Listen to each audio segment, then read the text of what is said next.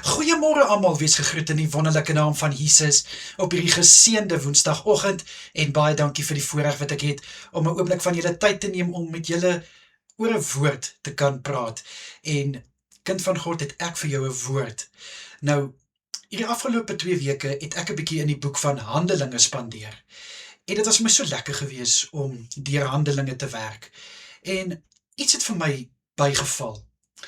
Ons almal ken die storie van Paulus, wat ons eers Saulus was.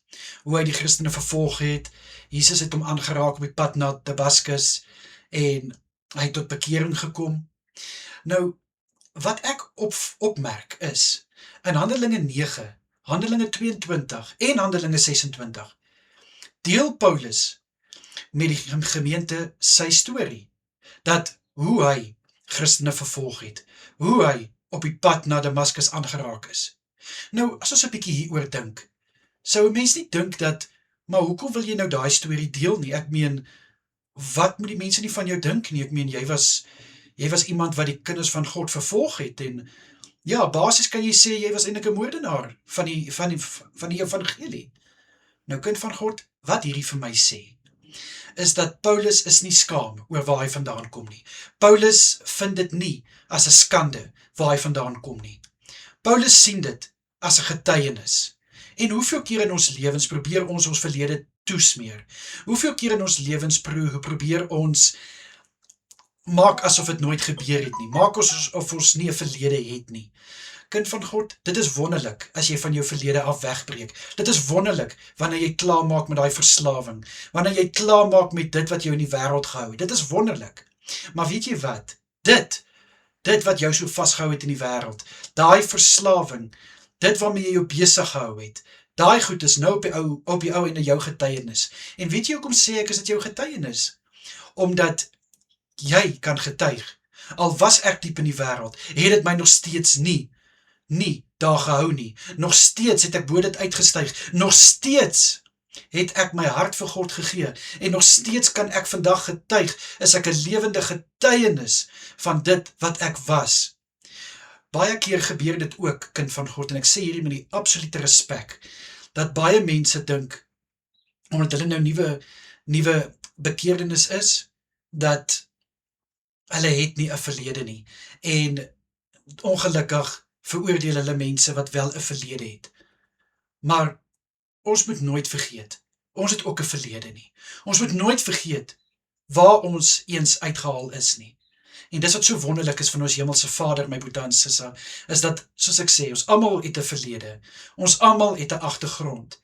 Maar dit kan gebruik word as 'n getuienis. Dit kan bewys word dat dit jou nie gaan terughou om vorentoe te beweeg in die koninkryk nie. Dit gaan jou nie keer om uit te styg bo dit waar jy eens was nie. En dis hoekom dit vir my so kosbaar is, toe ek die Handelinge lees, en by 3 geleenthede is dit vertel, dat Paulus was op 'n kol, eers Saulus, en hy was verkeerd. Hy het verkeerd gedoen, maar hy het bo dit uitgestyg. En ja, ek kan vir julle sê, daar was mense wat hom nog steeds geoordeel het, deur sy bekering, deur al die plekke waar hy gegaan het om die evangelie te verkondig. Mense het hom nog steeds veroordeel. Want die hartseer ding is, my broeder en sissa, mense kyk vas teen jou verlede. Hulle kyk nie vas teen die mens wat jy nou is nie. Is dit nie hartseer nie? Dis baie hartseer.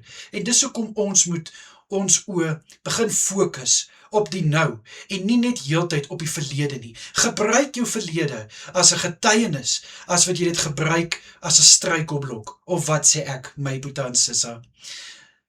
Soos ek reeds genoem het, almal het 'n verlede. Ons almal het iets op 'n kol gedoen, waaroor ons bitter spyt is, wat ons nie eintlik wil herhaal nie. Maar dink net so, wat 'n sterk persoon het dit jou nou gemaak op die ou ende? Hoe sterk is jy nou, deur dit, waar jy gegaan het, en waar God jou uitgehaal het? Paulus is vir ons so 'n mooi voorbeeld, dat hy nie toegelaat het, of sou toelaat, dat sy verlede hom terughou nie.